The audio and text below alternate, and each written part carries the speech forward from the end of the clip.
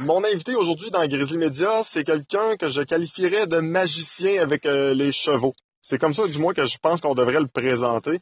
C'est un maître dans son domaine, il est vraiment reconnu.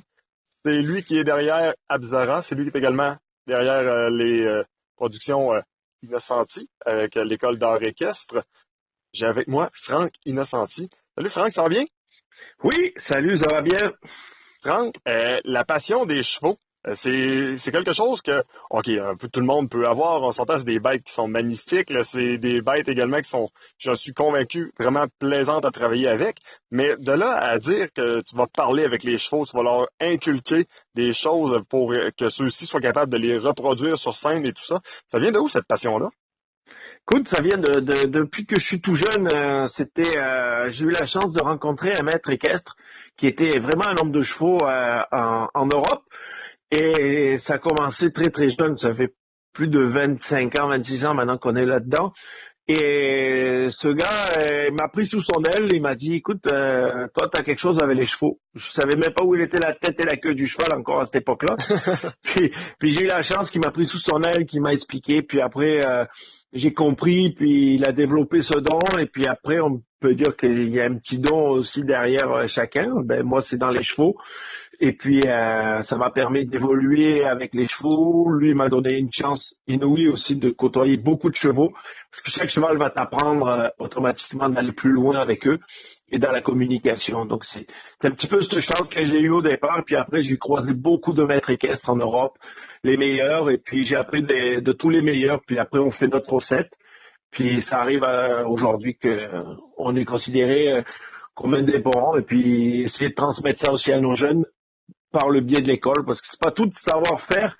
Il faut aussi transmettre maintenant l'art pour que ça continue. C'est pas mourir avec ça et dire que moi j'ai fait ça, mais c'est d'arriver à le transmettre aussi maintenant. On parle d'un don, mais est-ce que c'est quelque chose qui peut s'apprendre même si la personne n'a pas de don, ou est-ce que c'est vraiment absolument essentiel d'avoir certaines aptitudes de base? Ben, je dirais, c'est ouvert à tout le monde, mais tout le monde n'est peut-être pas capable d'aller aussi loin que ce que je peux faire, mais tout le monde est capable d'essayer de comprendre le cheval, et tout le monde peut arriver à faire un bon bout de chemin. D'accord? Mais pour ça, il faut avoir une faculté aussi qui est un petit peu la remise en question, parce que le cheval, c'est un peu notre miroir et va nous remettre en question tous les jours, tout le temps, tout le temps, tout le temps. Donc, c'est un petit peu que la personne doit arriver à avoir un petit peu ce recul, comprendre le cheval et dire, merde, qu'est-ce que j'ai pas fait moi aujourd'hui? Parce que lui, il va nous donner toujours la réponse juste. C'est toujours nous qu'on se trompe avec le cheval. Le cheval, il est dans le présent, tu comprends? Le fil est mince. Une seconde trop tôt, c'est trop tôt. Une seconde trop tard, c'est déjà passé, tu sais. Donc, ça prend dans le timing. Donc, ça nous prend vraiment une bonne connaissance de soi aussi. Donc, le cheval va travailler, mais le cheval, c'est l'école de pensée, donc, qui va nous permettre à nous de pouvoir s'améliorer en tant qu'homme aussi. Donc, il faut avoir cette ouverture d'esprit. Si on veut aller loin avec et dans la communication. La prochaine question, je me lance Vas-y. un peu dans le vide parce que pour plusieurs, si on recule de plusieurs années, les spectacles équestres, c'était Cavalier, c'était à peu près la seule chose qu'on connaissait au Québec. Et toi qui viens de l'Europe, la différence peut-être quand tu es arrivé ici au Québec, peut-être pour la mentalité des gens par rapport aux chevaux, est-ce que c'est quelque chose qui se ressemble ou on était à des années-lumière? À quoi ça ressemblait? Est-ce que ça a été un choc culturel pour toi? Ben oui, je dirais pas dans le monde du cheval, je dirais plus dans la communication et dans l'art équestre. L'art équestre était vraiment, je trouve, loin derrière. Puis depuis quelques années, on vient de le mettre sur la map un petit peu là, ce que je dirais, sans aucune prétention aucune. Mais ça commence à se répandre. Les gens commencent à comprendre qu'est-ce qu'on fait. Les gens commencent à vouloir faire de la liberté, les gens commencent à avoir tout ce côté-là, tu vois. Et je dirais que l'Europe, et puis c'est pas pour dire on est meilleur ou pas, est vraiment en avance là-dessus. Et alors que ici, c'était vraiment encore beaucoup rodéo, beaucoup de gymkhana, beaucoup de choses comme ça. Et avec tout ce côté spectacle qui commence à émerger, beaucoup de petites troupes, beaucoup de personnes qui commencent à sortir de leur champ en disant ça y est, moi aussi je fais ça, ben c'est magnifique, ce qui permet d'aller élargir la clientèle et surtout aussi une autre nouvelle discipline un petit peu au niveau déjà régional du Québec, tu vois. Et je trouve que la mentalité commence à changer beaucoup et ça, c'est winner et je suis content de ça. On voit dans tes spectacles, pour ceux qui en ont déjà vu, que tu as vraiment un amour pour ces animaux-là. À quel point les chevaux pour toi, ça représente ta vie? Ben, le truc, c'est que les chevaux, ça a été ma vie. Et puis, je dirais que je me suis sacrifié pour eux et je me sacrifie encore. Et souvent, on a des anecdotes un peu rigolos qui disent les gens, hein, mais les chevaux, chez vous, moi, chez moi, ils ont priorité. Puis des fois, moi, je vais pas au dentiste, mais mes chevaux voient le dentiste et que tous les ans, ils voient l'ostéo. S'il y en a un qui va pas, je vois l'ostéo, puis moi, j'arrive pas à me payer l'ostéo. Donc c'est à quel point ça en est là, tu vois. C'est quand même très radical. Oui, c'est ça, tu sais, c'est que dire, ah, non, là, j'ai pas non, j'ai pas le temps. Mais pour mes chevaux, on trouve toujours l'argent, on trouve toujours le moyen de les satisfaire. C'est à peu près ça, ouais, tu vois. Je te ramène à quand tu es parti de l'Europe Vas-y. pour t'en venir ici au Québec. Lorsque tu Oui. as décidé de faire ton premier spectacle, comment ça a été vu par la communauté québécoise?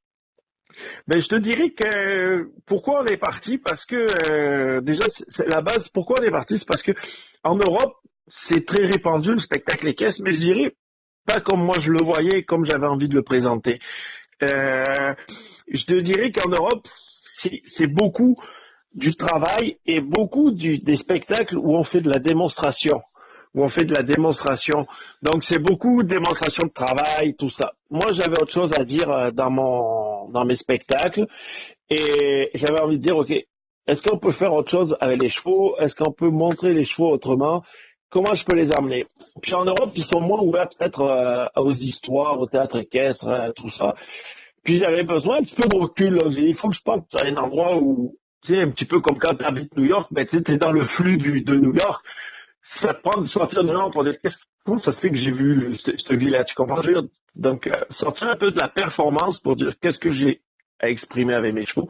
Et c'est ça que doucement, doucement, le temps que ça a pris quand même 3, 4 ans avant d'avoir une vraie signature que ce que moi je voulais. Et c'est ce que présente maintenant ma troupe professionnelle Abzara, qui est une signature unique et ce que je voulais exprimer avec mes chevaux. Ce qui est plaisant, je trouve, c'est que, bon, quelqu'un qui veut prendre Oui. des cours à l'école d'art équestre, peut-être que si on recule avant, peut-être que c'était impossible d'avoir un débouché. Aujourd'hui, je vais comparer ça au hockey, peut-être, parce que c'est notre sport national, puis c'est quelque Oui. chose que tout le monde va bien comprendre. C'est, tu Mm. peux jouer au hockey mineur, puis ensuite, ben, peut-être que tu peux avoir un débouché, pas nécessairement dans la Ligue nationale, mais au minimum, tu vas être capable d'aller jouer peut-être ailleurs dans du hockey senior, peut-être à la Ligue américaine, ou peu importe. Avec Abzara, je pense que c'est un peu la suite logique là, de l'école. C'est qu'il y a, il y a un débouché, il y a une possibilité de pouvoir exprimer son art plus longtemps. C'est exactement ça. Donc nous, on prépare notre relève avec notre mentalité et notre façon de voir les chevaux, qui est importante, qui est notre image. Et parce que Azara va dégager cette même image, si tu veux, dans ses spectacles, le respect du cheval, mais aussi de laisser le cheval s'exprimer, tu comprends? Donc il faut que on peut prendre des cavaliers, les former, mais s'ils n'ont pas cette mentalité à la base, ben, ça va être plus compliqué ou il faut qu'ils rentrent vraiment dans cette image. Et Abzara va permettre justement aux jeunes qui ont envie de continuer là-dedans, ben, d'avoir un débouché parce que au jour d'aujourd'hui, il y a quelques troupes qui émargent, puis on s'entend tous bien, puis je les connais tous et puis je les aide à démarrer aussi parce qu'on a besoin de mini concurrence, on a besoin de faire connaître le spectacle d'art équestre, et puis on a chacun notre signature, puis les gens vont pouvoir dire, ah ben moi je vais aller là, je vais aller là, un petit peu comme le Cirque du Soleil, le Cirque Éloise, c'est tout de la bonne qualité, mais c'est toutes des signatures différentes, puis tout le monde va pouvoir se retrouver là-dedans. Donc c'est ça qui est important. Puis moi, mes élèves, même si je les ai préparés, qui vont dans une autre groupe, ça me dérange pas, ils vont quand même emmener le côté que on emmène là-dedans, notre image, le respect du cheval, la vision du cheval autrement, tu comprends? C'est un peu ça qui est important au jour d'aujourd'hui d'aller développer ça pour que les jeunes ils aient envie de travailler, mais qu'il y ait des bouchées, comme tu dis aussi. Donc, on y va maintenant avec les questions shotgun. C'est une question où je te pose une question, t'as pas le temps de réfléchir, c'est des questions qu'il faut que Et tu je vais répondes très essayer. rapidement. On va Ok, essayer. je vais Bon, essayer. parfait. Vas-y. Donc, la première, est-ce que tu es satisfait ou pas encore du niveau de la qualité de tes spectacles en général? Puis là, là-dessus, je mets l'école et je mets également Abzara. Je suis très satisfait, mais c'est sûr qu'au jour d'aujourd'hui, on manque de moyens pour aller plus loin. Je dirais pas dans le spectacle en lui-même, mais plus dans les moyens qui est autour. OK? OK? C'est pour amener le spectacle à encore un autre niveau. Le spectacle dont tu es le plus fier.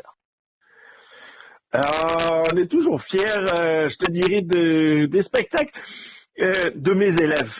Je suis fier de mes élèves parce que je leur dis toujours, bottez-moi les fesses, sortez-moi de scène. Si vous avez réussi à me sortir de la scène, je suis le plus heureux, ça veut dire que j'ai réussi à vous transmettre ce que j'ai besoin.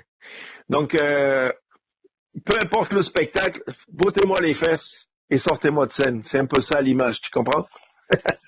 L'autre question, le cheval Vas-y. avec qui tu aimes le plus travailler parmi ceux que tu as, ou peut-être est-ce qu'il y a une race qui est plus facile à travailler que les autres? Oui, il y a une race plus facile, c'est vraiment la race espagnole pour nous et ma façon, moi, de dresser et de voir comment je dresse les chevaux.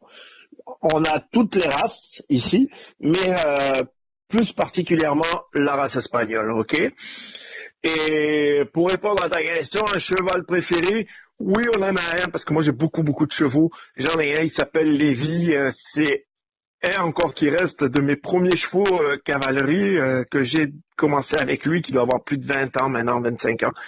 Et c'est avec lui que je fais toutes mes mauvaises idées, c'est avec lui que je fais parce qu'il est tolérant, écoute, il est extraordinaire, il ressemble à rien, mais je l'aime d'amour fou, parce que je mets du feu, je veux faire quelque chose, il est toujours là, et puis il va me donner exactement ce que je cherche, c'est ce que je veux, on a une relation extraordinaire. Je suis convaincu que cette entrevue-là sera entendue par un paquet de personnes, peut-être même tes chevaux, mais mettons que tes chevaux n'entendraient pas cette entrevue-là. Te trouves-tu trop glouton des fois? Ouais, mais c'est correct, je joue avec ça. Moi, j'aime ça, j'aime qu'il reste naturel. J'ai une phrase qui m'appartient, un petit peu une phrase de maître. Un jour, peut-être, on pourra dire que ce sera une phrase de maître ou pas de maître, sans aucune chose. Je dis toujours, mes chevaux sont beaux, pas parce qu'ils sont dressés, mais parce qu'ils gardent leur liberté. Et ma façon de dresser, c'est de ne jamais dépersonnaliser le cheval et de toujours travailler avec sa personnalité. Et c'est à moi d'emmener le numéro qui va faire que je vais ressortir le meilleur du cheval, mais je garde sa personnalité à lui. Ok? Si c'est un clown, si c'est un cheval qui va vouloir faire de la boxe, si c'est un cheval qui va travailler sérieux, c'est là le talent du dresseur qui doit emmener le cheval à dire, ok, c'est là que t'es le mieux, puis je vais pas dépersonnaliser ta personnalité à toi. Je vais y aller d'un commentaire. Vas-y. J'avais l'impression, en tout cas, c'était l'impression que j'avais avant de voir des spectacles d'art équestre, que je me disais, bon, si, exemple, le cheval ne répond pas bien ou ne veut pas, exemple, effectuer un numéro, que, bon, en principe, on doit se dire, OK, le metteur en scène ou le producteur doit être déçu de ça, mais j'avais plutôt l'impression que lorsque je t'ai vu sur scène en fin de semaine dernière, lors du spectacle d'Halloween, que ça te dérange pas, ça fait partie justement de comment l'animal est, puis c'est un peu la liberté que vous laissez à l'animal de dire, regarde, t'es un animal, t'es un être à part entière, puis ça peut arriver qu'à un moment donné, ça marche pas, là. Non, exact. Ça marche pas, puis c'est pas grave, je suis capable de jouer avec ça. Toute ma vie, et puis tous ceux qui travaillent avec moi, ils me connaissent, et puis ils sont morts de rire. Parce que tous les jours, c'est jamais le même spectacle avec moi. Donc il faut qu'ils improvisent autant que les chevaux improvisent autant que moi j'improvise. Le public, il ne voit pas, mais il pourrait venir tous les jours, et puis tous les jours, c'est jamais le même spectacle, parce que je veux garder ça. C'est ma signature, et je la changerai pas. Il y a des dresseurs qui font des choses extraordinaires, mais c'est millimétré, les chevaux sont un petit peu éteints, mais c'est beau, puis je les adore, et puis il n'y a rien à dire.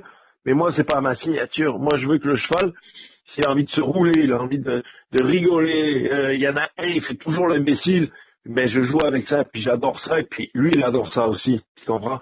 Mais je joue avec, ça fait partie des choses, c'est ce que j'explique à mes élèves. Oui, on va donner le meilleur, oui, on est prêt, mais laissez vivre la scène et prenez plaisir avec, ok? Donc, on a tout prêt pour présenter un spectacle professionnel, propre, avec des bonnes entrées, des bonnes choses, mais une fois qu'on est rentré, ben on vit avec, et puis tâchons de faire notre belle sortie pour que les numéros s'enchaînent bien, tu comprends? Mais au milieu de ça, là, ben, il y a un cheval et puis ben, on va vivre avec ce qu'il va nous donner. Donc, deux dernières questions pour toi. Vas-y, pas de souci. La prochaine, je pense, ça va être la plus audacieuse, ou en tout cas une du moins des plus Ouais. audacieuses. Est-ce que un jour tu pourrais rêver et rendre ça possible de faire un spectacle, une production peut-être aussi grosse ou du moins dans les mêmes genres que le Cirque du Soleil? C'est-tu quelque chose que tu vises et qui est réalisable? Oui, c'est le rêve de tout le monde, c'est mon rêve, et puis c'est pour ça qu'on me pousse.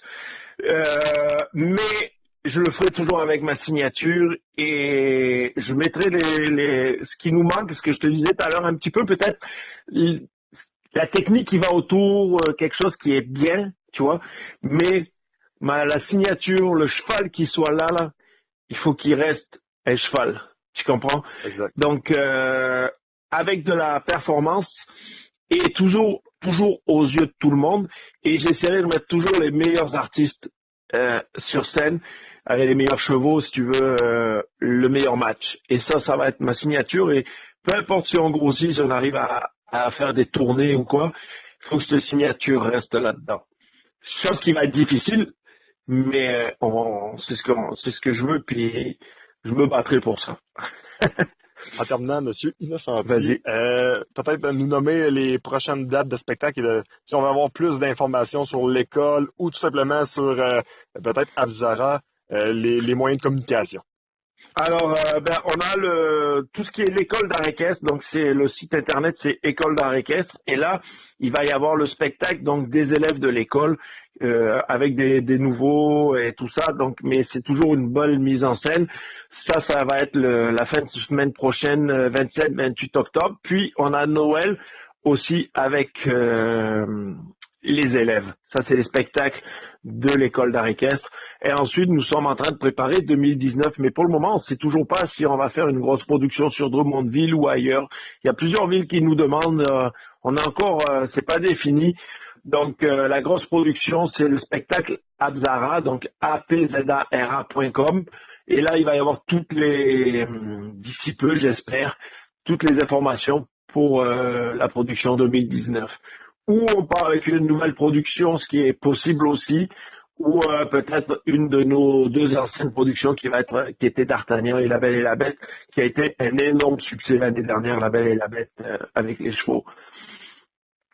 Voilà. Donc ça, c'est les deux sites qui sont pour nous rejoindre. Grésil Média est situé en Beauce. On espère vous revoir en Beauce. On vous a déjà vu en Beauce, donc on espère vous revoir très bientôt, Monsieur Innocenti. Ça serait le fun qu'on puisse redescendre avec notre gros spectacle sur la Beauce parce que le but, il est là d'essayer de tourner sur le Québec. C'est pas facile de trouver des emplacements, mais on se bat pour ça. Franck, Il un faut que gros ce soit merci. connu. Merci à toi de nous avoir invités à ton émission.